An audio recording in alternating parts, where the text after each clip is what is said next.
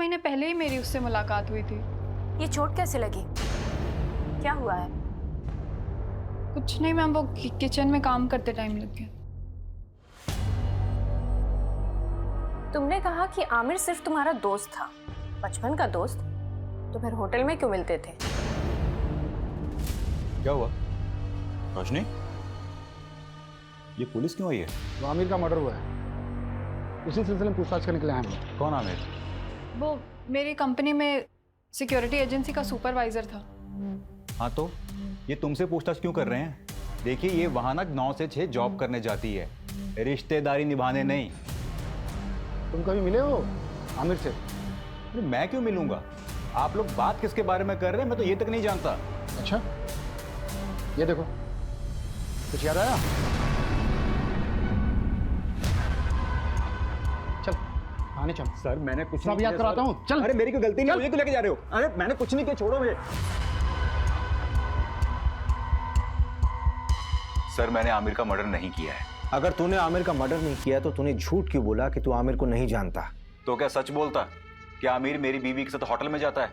क्या करते आप लोग? सहानुभूति देकर छोड़ देते? नहीं ना। वैसे आमिर का मर्डर हुआ कभी है? 23 तारीख को। 23 तारीख को तो मैं यहाँ था ही नहीं, मैं तो इंदौर में था अपने दोस्त के यहाँ। चल नंबर बता तेरे दोस्त का। लिख लीजिए नंबर, लेकिन फोन नहीं लगेगा उसका। क्यों? क्योंकि वो दुबई चला गया है।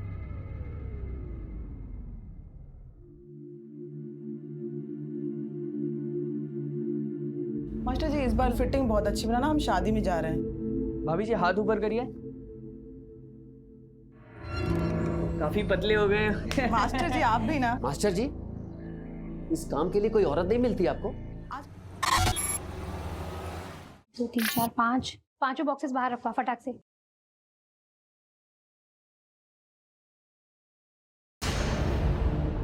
अरे रोहन, ये बॉक्सेस वहां क्यों पड़े हैं? कब से रखे हैं वहां? पैक करना है, लेकर आओ। हाँ मैम मैं।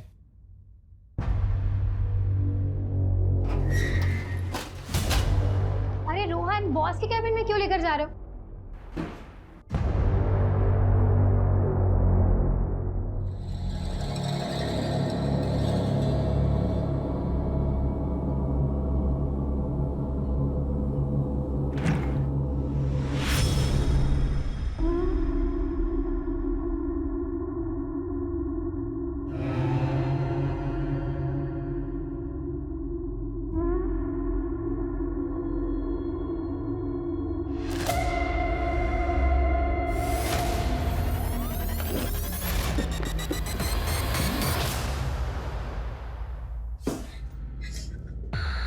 क्या कर रही थी यहाँ?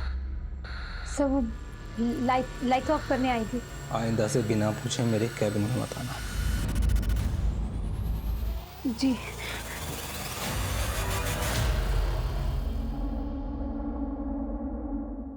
पल्लवी तुम रो क्यों रही हो? जीजू, मैंने ऑफिस में ड्रग्स के पैकेट्स देखे। ड्रग्स? देखो तुम ना इस समय बिल्कुल मत पढ़ना। तुम्हारा वो जो बॉस है ना प्रशांत, बहुत खतरनाक आदमी है।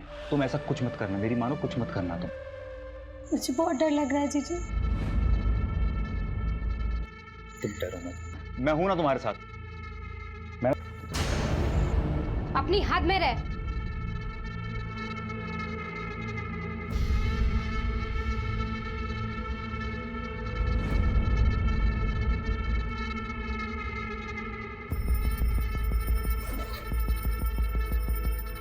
पल्लवी, ये कैसे कपड़े पहन के रखे हैं? ढंग के कपड़े नहीं पहन सकती? दीदी मुझे समझ नहीं आता कि औरतों की ऐसी क्या मजबूरी होती है कि पति की इतनी बड़ी गलतियों को बस ऐसे ही इग्नोर कर देते हैं। ठीक है, छोटे कपड़े पहने, स्किन दिख रही है, इसका मतलब ये नहीं है कि इनविटेशन मिल गया कि चाहे जब आओ और चांस मारो।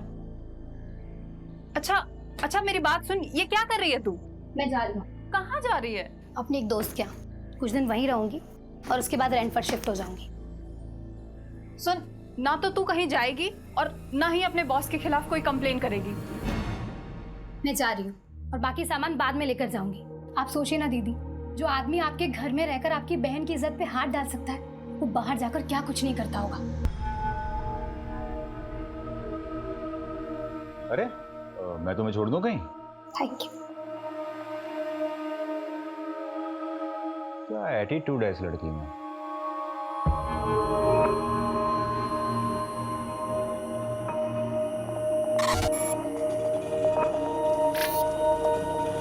भैया जानकी नगर जाएंगे।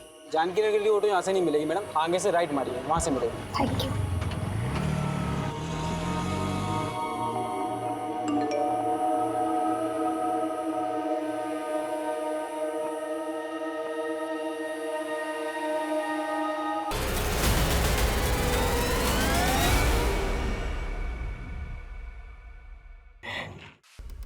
आज निकाली ना तो जान से मार डालूंगा। चलो उठ।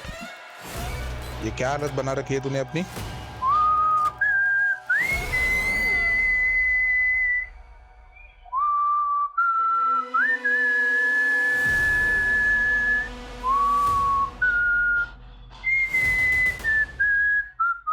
क्या कर रही हो ये सब? प्लीज मुझे जाने दो।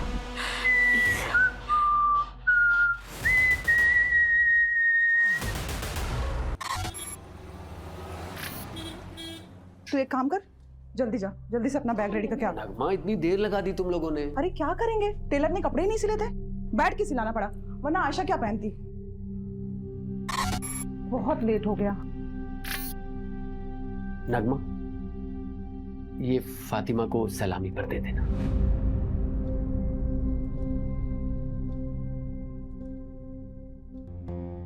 आमिर ये तो बहुत महंगा लग रहा है, इसकी क्या जरूरत थी? हम उनको तोहफे में बहुत सारे कपड़े दे रहे हैं ना। नगमा, तुम्हारी खाला ने हमारे निकाह पर बहुत कीमती सेट दिया था, इतना तो करना ही चाहिए ना। कम से कम तुम उनके ताने सुनने से बच जाओगी। आमिर लेकिन आगे आयशा का बोर्ड का एग्जाम है, इतने सारे खर्चे हैं, और वैसे भी शादी में बहुत खर्चा हो चुका है। मैं मैनेज करूंगा, तुम टेंशन मत लो। उज्जैन जाना है कि नहीं जाना? चलो जल्दी करो।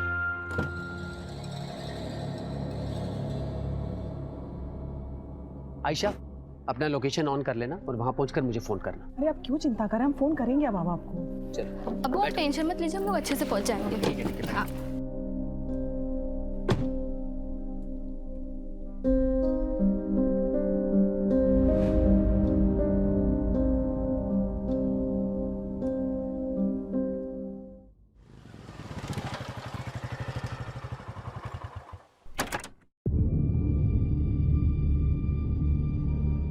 अर्जुन, कल से काम पर मत आना, आकर अपनी सैलरी ले लेना। क्या हुआ आमिर भाई, सब ठीक तो है? एक हफ्ते में दूसरी बार कंप्लेंट आई है तुम्हारी। वो तो तुम्हारी बीवी पेट से है, इसलिए मैंने पिछली बार माफ करवा दिया था, पर अब मैं कुछ नहीं कर सकता। कोई दूसरा काम ढूंढ लो। आमिर भाई क्या है ना कि नई जगह जाऊंगा, नया जॉब ढूंढूंगा, नए दोस्त यार मिलेंगे। अब दोस्ती यार में थोड़ा पीना पाना तो हो गई, उस नशे के चक्कर में कभी आपके घर की असलियत निकल गई तो ना। अरे नहीं नहीं नहीं, नहीं निकलेगी नहीं, बोलूँगा नहीं। इन क्या है, नशे में जबान पे काबू थोड़ी रहे। कमीने, मैंने तेरे साथ इतना कुछ किया और तू मुझे ही धमकी दे रहा है। अब देखता हूँ कैसे ऑफिस में आता है तू, और कैसे अपने बचे हुए 20 दिन की पगार लेता है। मैं भी देखता हूँ कैसे मिलेगा तू पैसे। आयशा बेटा, अब्बू को लोकेशन भेजा? कब का भेज दे?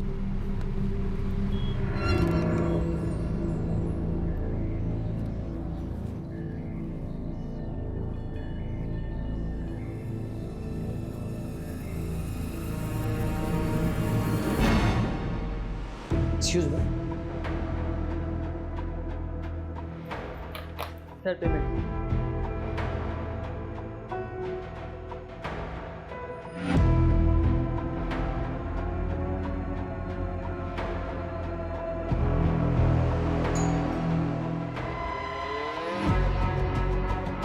कैसी हो रोशनी?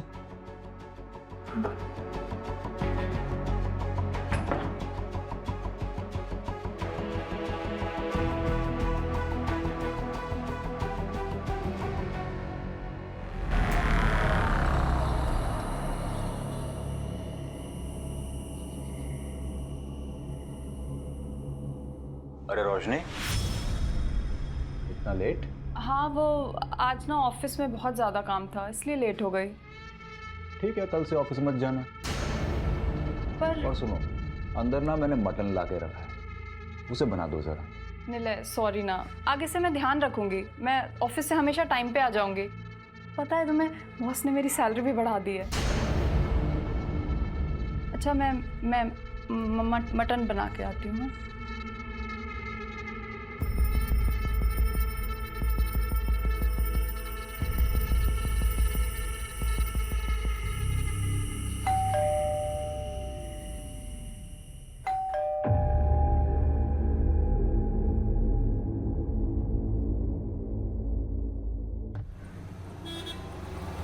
सर, आज सुबह ही बीवी नगमा और बेटी आयशा उज्जैन से लौटे हैं।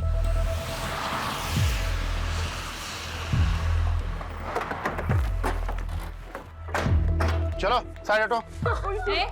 क्या मिला लगा रखा? चलो हटो यहाँ से। आमिर उठ जाओ, क्या हो गया आपको?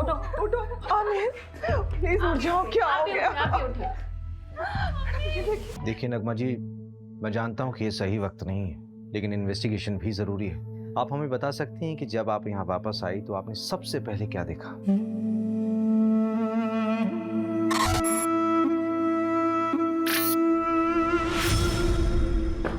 आमिर आमिर आमिर आमिर उठो उठो। आमिर, हम जब यहाँ से गए थे सब कुछ बिल्कुल ठीक था। आमिर बहुत खुश थे। पता नहीं किसने ये सब कर दिया।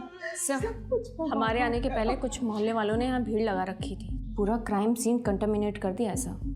आई डाउट कि फॉरेंसिक वालों के यहाँ ज़्यादा कुछ मिलेगा। ठीक है, जो कुछ भी पॉसिबल हो उनको बोलो कि एविडेंस कलेक्ट करें। Okay sir.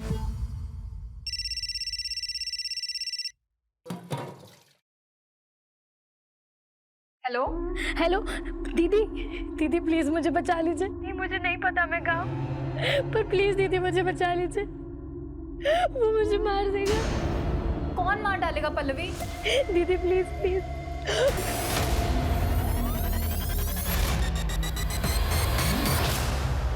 नहीं सर, हमें किसी पर कोई शक नहीं है। अच्छा, आप लोगों के उज्जैन जाने से पहले आमिर का किसी से लड़ाई झगड़ा हुआ था या फिर आपकी फैमिली में कोई इशू? आमिर बहुत अच्छे इंसान थे, उनकी किसी से कोई दुश्मनी नहीं थी। पानी लीजिए। घर से कोई सामान गायब हुआ था? हाँ, मेरा लैपटॉप गायब था और अब्बू का फोन। ठीक है, डिटेल्स दे दीजिए। अगर इसके अलावा कुछ भी याद आए तो हमें बताइएगा जरूर। अभी जा सकते हैं आप।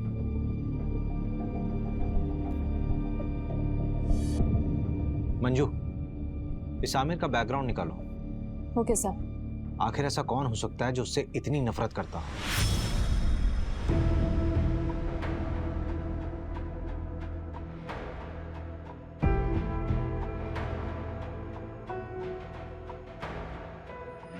मैंने ऑफिस में ड्रग्स के पैकेट्स देखे।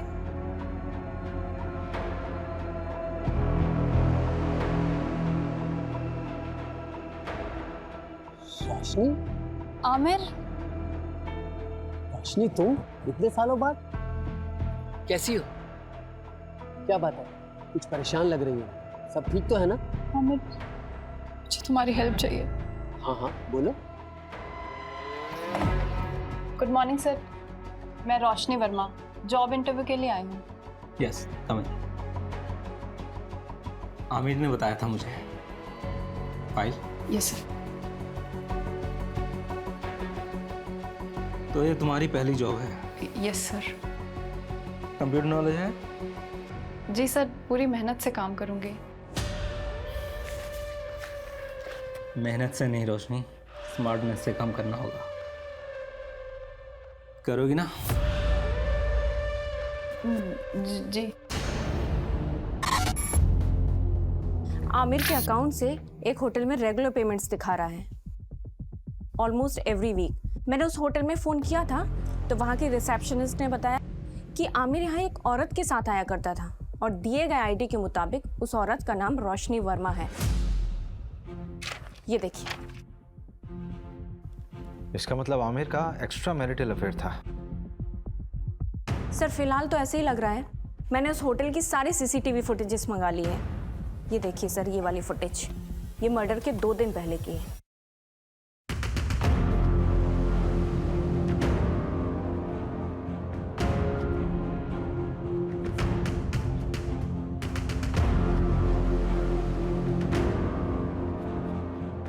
ये आदमी उसका पीछा कर रहा है। सर, इस आदमी की बॉडी लैंग्वेज बहुत डाउटफुल है। ऐसा लग रहा है जैसे ये इन पर नजर रखे हुए है। मैंने इसकी फोटो सर्कुलेट करवा दी है सर। गुड। हेलो। आमिर को उसकी बीवी ने मारा है। कौन बोल रहा है? फिर से बोलिए आप। आमिर को उसकी बीवी ने मारा है। लेकिन नगमा अपने हस्बैंड को क्यों मारेगी? हेलो। फिर से लगाओ। The number you are trying to call is currently switched off. एक ऐप है, मैं लोकेशन चेक करता हूँ। जल्दी करो। लोकेशन जहांगीराबाद है। इसका मतलब कॉलर आमिर के एरिया से ही थी। सर, नगमा को उठा ले क्या? नहीं, किसी रैंडम कॉल के बेस पे हम किसी भी विक्टिम की वाइफ को नहीं उठा सकते। हो सकता है हत्यारे ने हमें भटकाने के लिए खुद कॉल किया हो या किसी से करवाया हो। इस नंबर को ट्रेस करो। Okay sir. मर्डर से 2 दिन पहले नगमा के सारी मूवमेंट को ट्रैक करो। उसके उज्जैन वाली शादी, उसका आना जाना, सब कुछ। Okay sir. मैं जी जान लगा दूंगा रोशनी, बल्कि मैंने तो कल की ही मीटिंग सेट की है। तुम टेंशन मत लो, मैं तुम्हारी बहन को कुछ नहीं होने दूंगा। अपना ध्यान रखना, प्रशांत बहुत खतरनाक है। तुम मेरी फिक्र मत करो रोशनी।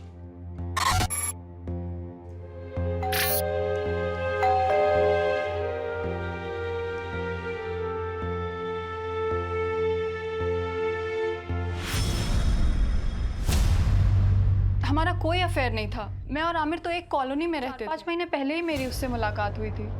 ये चोट कैसे लगी? क्या हुआ है? कुछ नहीं मैम, वो किचन में काम करते टाइम लग गया। तुमने कहा कि आमिर सिर्फ तुम्हारा दोस्त था, बचपन का दोस्त, तो फिर होटल में क्यों मिलते थे? क्या हुआ रोशनी? ये पुलिस क्यों आई है? वो आमिर का मर्डर हुआ है, उसी सिलसिले में पूछताछ करने के लिए आए हैं। कौन आमिर? वो मेरी कंपनी में सिक्योरिटी एजेंसी का सुपरवाइजर था। हाँ तो ये तुमसे पूछताछ क्यों कर रहे हैं? देखिए, ये वहां ना 9 से 6 जॉब करने जाती है, रिश्तेदारी निभाने नहीं। तुम कभी मिले हो आमिर से? अरे मैं क्यों मिलूंगा? आप लोग बात किसके बारे में कर रहे हैं, मैं तो ये तक नहीं जानता। अच्छा, ये देखो, कुछ याद आया? चल आने चल। सर मैंने कुछ सब याद कराता हूँ, चल। अरे मेरी कोई गलती नहीं, मुझे क्यों लेके जा रहे हो? अरे मैंने कुछ नहीं किया, छोड़ो मुझे। सर मैंने आमिर का मर्डर नहीं किया है। अगर तूने आमिर का मर्डर नहीं किया तो तूने झूठ क्यों बोला कि तू आमिर को नहीं जानता? तो क्या सच बोलता कि आमिर मेरी बीवी के साथ होटल में जाता है? क्या करते आप लोग? सहानुभूति देकर छोड़ देते? नहीं ना। वैसे आमिर का मर्डर हुआ कभी है? 23 तारीख को। 23 तारीख को तो मैं यहाँ था ही नहीं। मैं तो इंदौर में था अपने दोस्त के यहाँ। चल नंबर बता तेरे दोस्त का। लिख लीजिए नंबर, लेकिन फोन नहीं लगेगा उसका। क्यों? क्योंकि वो दुबई चला गया है।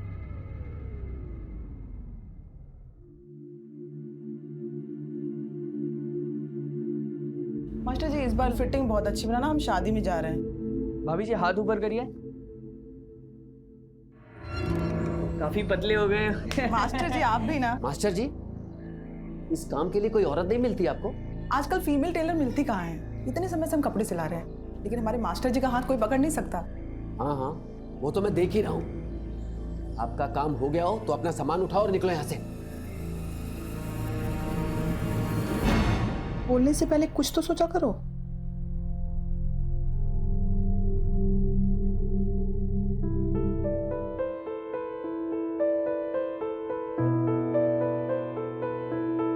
Happy birthday Nagma.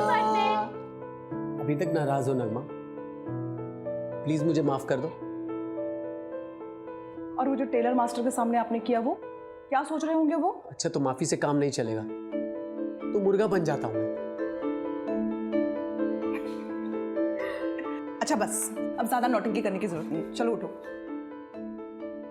Happy birthday to you, happy birthday to you.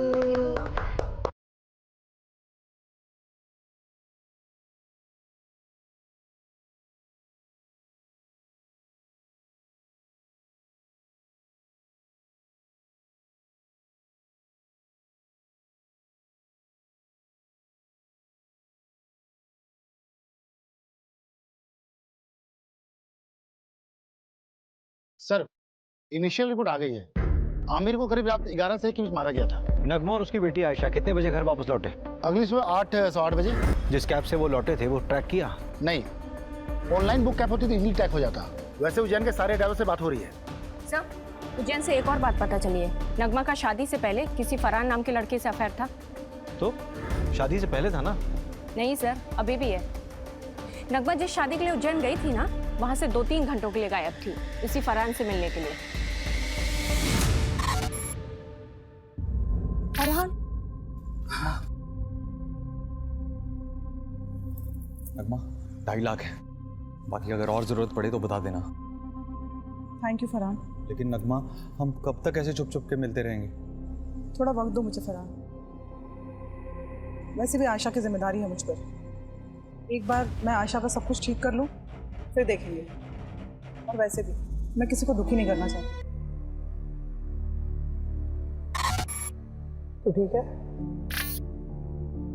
बैठ।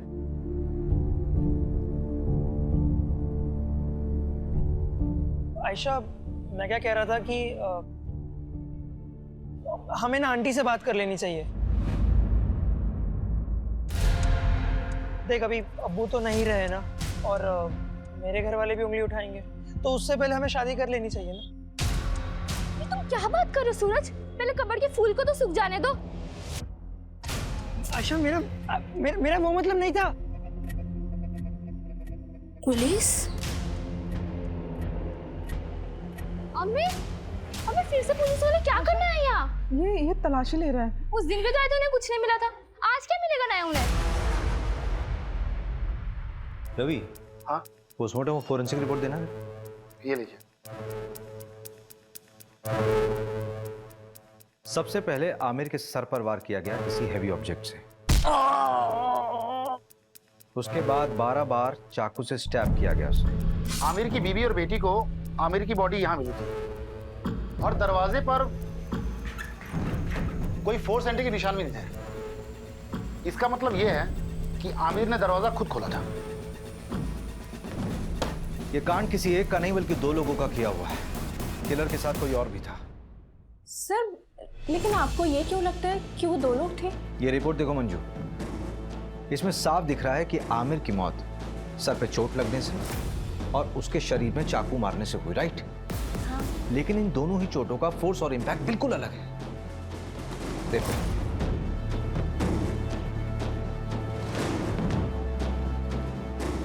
एक काम करो, इस घर की एक बार फिर से अच्छे से तलाशी लो। ठीक है। Okay sir.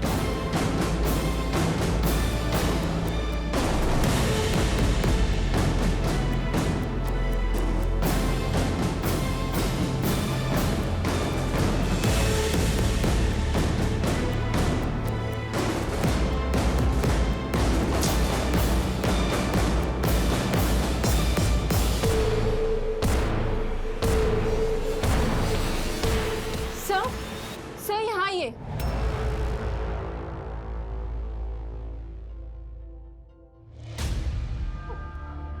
सर, मुझे नहीं पता, ये मेरा नहीं है। मुझे नहीं पता मेरे अलमीरा में कहाँ से आया। मैं सच बोल रही हूँ। मंजू, लेके चलो। सर, आप चलो। मेरी बात सुनिए। चलो थाने चल के बोलना जो बोलना है।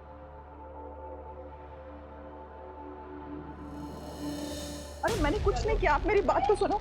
मैंने कोई खून नहीं किया। आयशा, नहीं मार सकती है। हम तो शादी में उज्जैन गए थे, अम्मी नहीं कर सकती हैं। आयशा, उन्होंने कुछ नहीं किया। मैडम, मैंने कुछ नहीं किया। मेरी बच्ची अकेली है। अम्मी!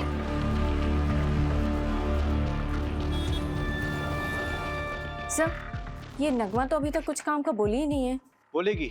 एक बार चाकू की फोरेंसिक रिपोर्ट तो आने दो। आखिर ये चाकू उसी के घर से बरामद हुआ था ना, उसी की अलमारी से। Yes sir. रवि भाई, तुम कहाँ बिजी हो? ये फाइल आमिर के घर से मिली थी, वही पढ़ रहा था। इसमें एक एफआईआर कॉपी है। 4 महीने पहले रोशनी ने न्यू मार्ग थाने में एक एफआईआर दर्ज करवाई थी अपनी सगी बहन के किडनैपिंग की। स्ट्रेंज। इसका मतलब रोशनी 2 विक्टिम से जुड़ी हुई। एक तो उसकी खुद की बहन जो 4 महीने से लापता है, और एक दूसरा आमिर। लेकिन सबसे बड़ा सवाल ये उठ रहा है रवि कि ये फाइल आमिर के पास क्या कर रही थी? अजीब तो है। ये देखिए, इस फाइल में ना कई सारे एड्रेसेस हैं, और ये फोटो देखिए आप।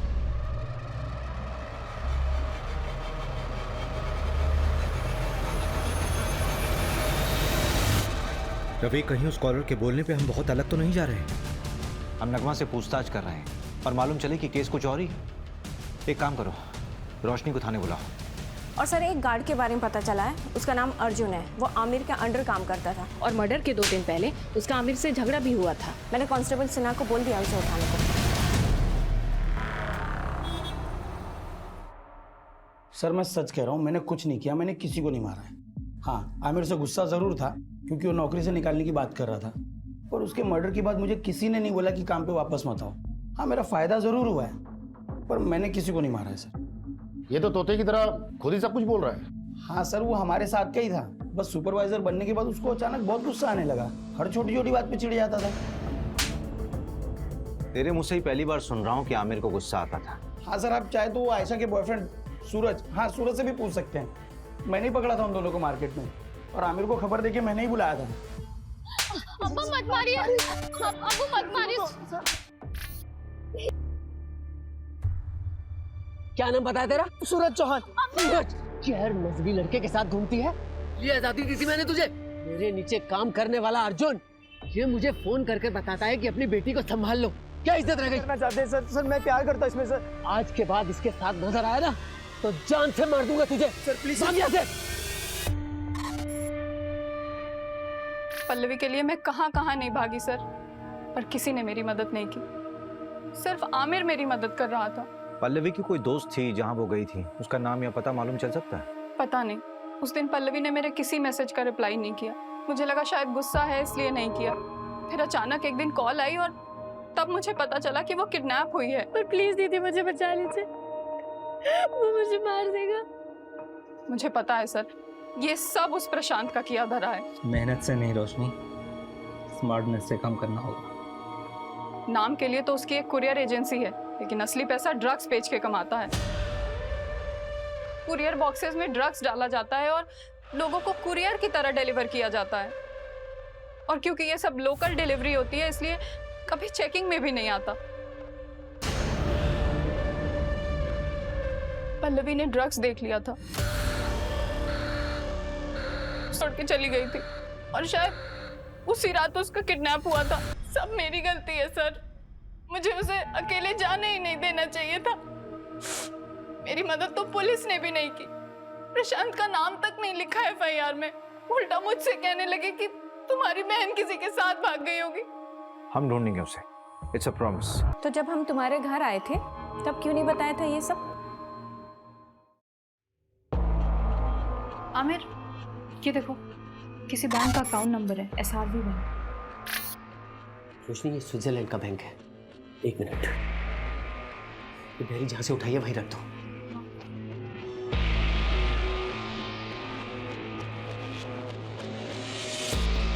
रोशनी इधर आओ। ये प्रशांत की प्रॉपर्टीज के पेपर है, उसके नाम कई प्रॉपर्टीज है।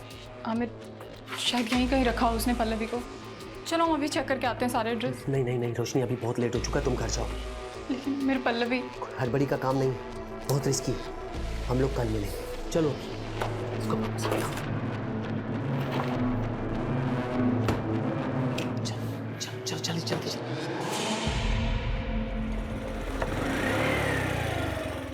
रोशनी, मैंने 3 प्रॉपर्टीज देखी हैं जो काफी टाइम से खाली पड़ी हैं। उनमें से एक ही है। चलो पहले ये चेक कर लेते हैं।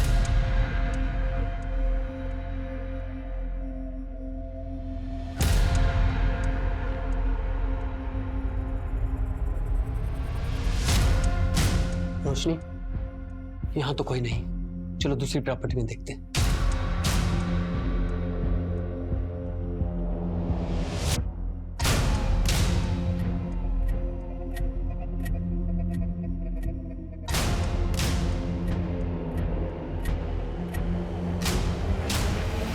रोशनी, ये जगह सेफ नहीं है। बाकी के एड्रेस मैं कल खुद आके चेक करूंगा, तुम मत आना। अब चलो।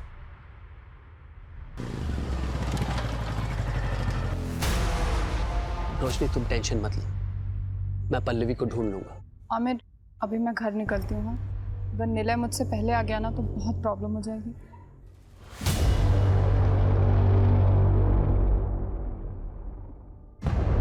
उसके 3 दिन बाद आमिर का मर्डर हो गया। बहुत डर गई थी। शायद प्रशांत को सब पता चल गया था और पल्लवी तो अभी भी उसके कब्जे में है। आमिर को भी उसने मरवा दिया। सब मेरी वजह से हुआ है।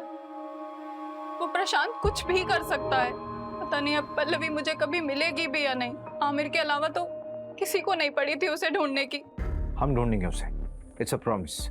आप चिंता मत कीजिए, आप जाइए, पल्लवी को ढूंढना हमारी जिम्मेदारी है।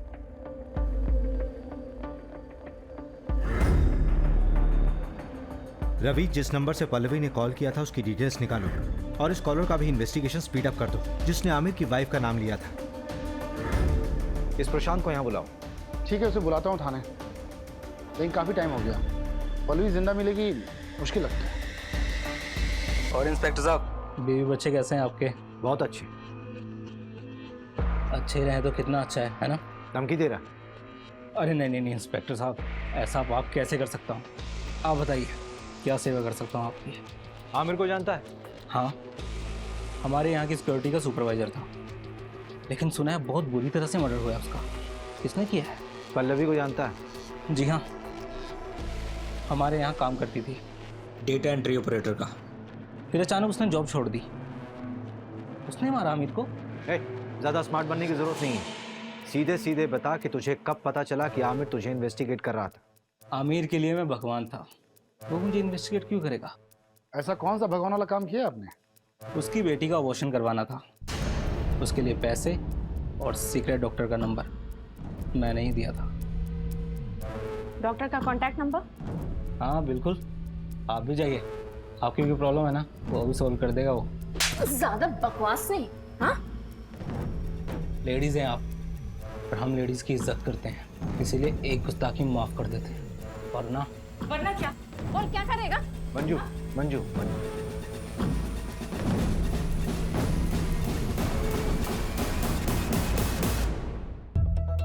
नहीं सर, हमारे यहाँ ऐसा कुछ भी गलत काम नहीं होता। एक तो बिना पुलिस को इन्फॉर्म किए एक नाबालिग लड़की का अबॉर्शन करा दिया, ऊपर से झूठ बोल रहे हो। अभी तो सिर्फ तुम्हारा लाइसेंस रद्द करूंगी, अगर और झूठ बोला ना तो सीधा जेल में डाल दूंगी। नहीं मैडम, ऐसा मत करना, मैं आपको सच्चाई बताता हूँ। आमिर 4 हफ्ते पहले ही आया था अपनी बेटी को लेके अबॉर्शन के लिए। आयशा, अभी तो सिर्फ 2 महीने हुए हैं, अभी तो अबॉर्शन हो सकता है। और आमिर, तेरी बेटी तो अभी नाबालिग है, पुलिस केस हो सकता है। डॉक्टर साहब, मेरे बच्चे की जिंदगी खराब हो जाएगी। वो लड़का इसकी क्लास का है, उसे जब खबर मिली तो वो घबरा गया। डॉक्टर साहब, आप इसका अबॉर्शन कर दीजिए, हमें कोई पुलिस केस नहीं करना। नहीं अब्बू, जो कुछ हो रहा है तेरे अच्छे के लिए हो रहा है। मैं ताने सुन सकता हूँ, लेकिन तू ताने नहीं सुन सकती। छोटे बच्चे की परवरिश करना इतना आसान नहीं है, खासकर जब उसका बाप उसके साथ ना हो। ये अब्बू ने मेरा साथ दिया था। तुम्हारा अबॉर्शन हुआ तो डेफिनेटली तुम्हें सूरज से भी मिलने से रोका गया होगा, तो क्या इन सारी बातों को लेकर सूरज गुस्सा था क्या आमिर से?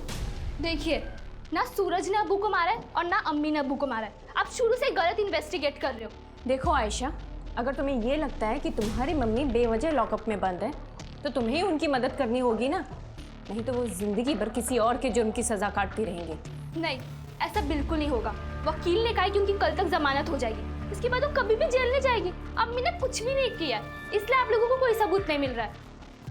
अब आप जाइए। न्यू मार्ग थाने बात हुई, लोकल पुलिस ने पल्लवी केस में प्रशांत से पूछताछ की थी, लेकिन उन्हें भी प्रशांत के खिलाफ कुछ भी नहीं मिला। हो सकता है पल्लवी अपनी मर्जी से कहीं गई होगी। जिस नंबर से पल्लवी ने कॉल किया था वो नंबर भी ट्रेस नहीं हो रहा है, फेक आईडी पे लिया गया था और स्विच ऑफ हो गया। पर सर, पल्लवी को गायब करने का मोटिव तो बनता है प्रशांत के पास। नगमा का एक्स गर्लफ्रेंड फरहान का भी कुछ पता नहीं। हाँ, एक बात पता चली है, उसने नगमा को 2.5 लाख रुपए उधार दिए थे। 2.5 लाख है, बाकी अगर और जरूरत पड़े तो बता देना। अब इतने पैसों की उसे क्या जरूरत पड़ी, ये तो नगमा ही बता सकती है। ऊपर से मिस्ट्री कॉलर का अभी तक नहीं पता लगा जिसने नगमा का नाम लिया था। टेक्निकल टीम ने बताया कि यूज किया हुआ सिम और फोन दोनों ही फर्जी तरीके से खरीदे गए थे। हो सकता है बाद में डिस्ट्रॉय कर दिए होंगे, क्योंकि दोबारा उनसे कॉल नहीं हुआ है। इसका मतलब we are back to the square one here. हमारे पास सिर्फ ये सीसीटीवी फुटेज है जो पल्लवी की किडनैपिंग साइट से हमें कैमरे के थ्रू मिली। देखते हैं क्या होगा इसमें।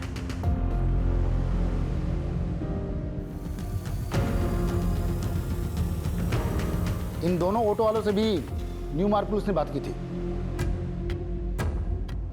पल्लवी ने यहीं पे उन 2 ऑटो वालों से बात की थी। इसी कैमरे का फुटेज देखा था ना हमने। हाँ, फुटेज के मुताबिक पल्लवी ने यहाँ से राइट लिया हो, लेकिन आगे तो कॉलोनी का एंड हो रहा है, आगे का पूरा रास्ता सुनसान है। पल्लवी यहाँ से कहाँ गई होगी? यहाँ से सीधे कुछ दूरी पर एक बहुत बड़ी फैक्ट्री है जो अब खंडर बन चुकी है, वहाँ चलकर देखें क्या? चल।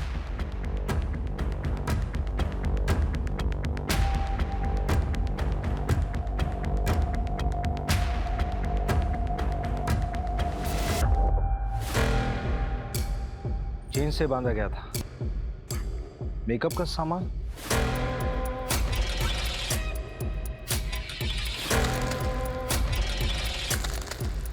ये न्यूज़पेपर 3 हफ्ता पुराना है, इसका मतलब कम से कम 3 हफ्ता पहले कोई यहाँ होगा।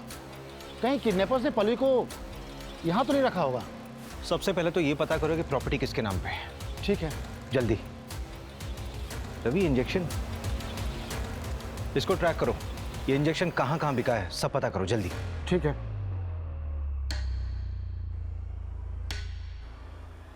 सर, इनकी बेल हो गई।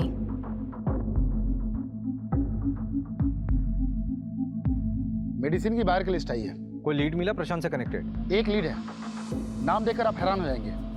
हाईलाइटेड नाम देखिए। ये आमिर इंजेक्शन खरीदता था?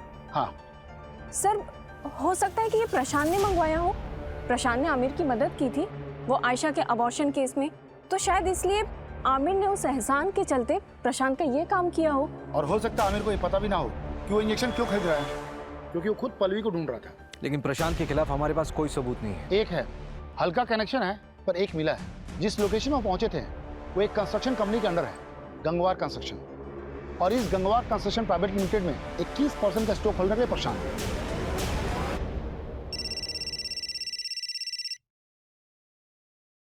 हेलो, गाड़ी में बैठो।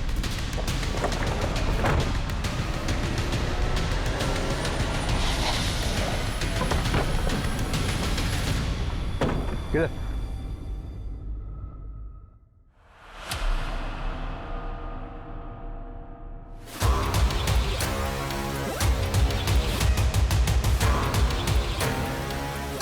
जिस चीज का डर था वही हुआ।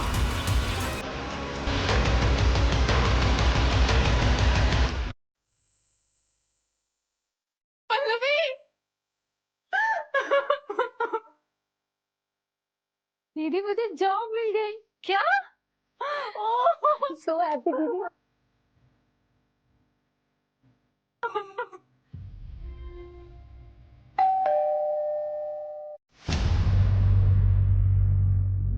आप लोग फिर से? इस बार तुम्हें बेल नहीं होने वाली। चाकू की फोरेंसिक रिपोर्ट आ गई है, तुम्हारे फिंगरप्रिंट्स मैच हुए हैं। फोरेंसिक रिपोर्ट के मुताबिक इस चाकू में जो खून मिला है उस खून में हीमोग्लोबिन लेवल कम है और ब्लड क्लॉट थोड़ा ज्यादा। तो ये जो खून इस चाकू में मिला है वो विक्टिम के मर्डर की कम से कम 24 से 48 घंटे बाद का है, मतलब पोस्टमार्टम के बाद का ब्लड है।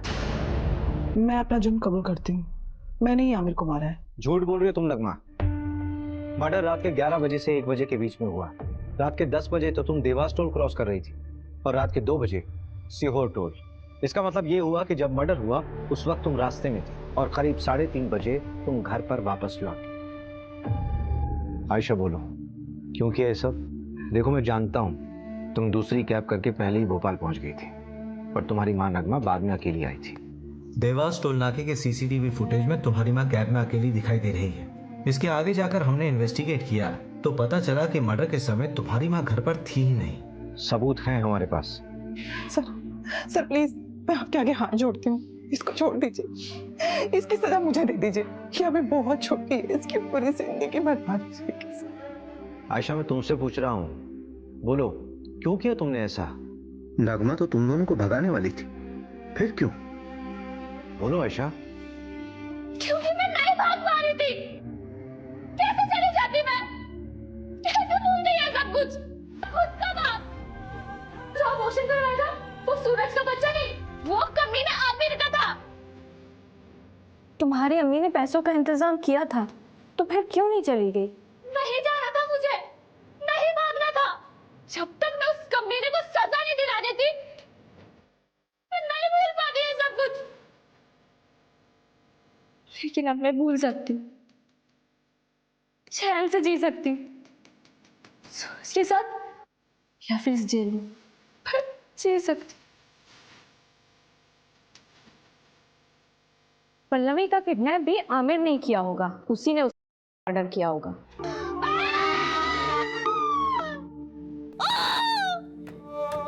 जिस तरह से इस केस में आरोपी खुद इस केस का सबसे बड़ा पीड़ित साबित हुआ है और पीड़ित इस समाज का सबसे बड़ा दरिंदा, उसको देखते हुए इस केस को रेयर ऑफ द रेयरेस्ट की श्रेणी में रखना गलत नहीं होगा। सारे सबूतों के बिना पर आमिर मलिक मर्डर केस में ये juvenile justice board Ayesha Malik को 3 महीने की सजा सुनाती है और इस दौरान वो जमानत की अर्जी भी लगा सकती है।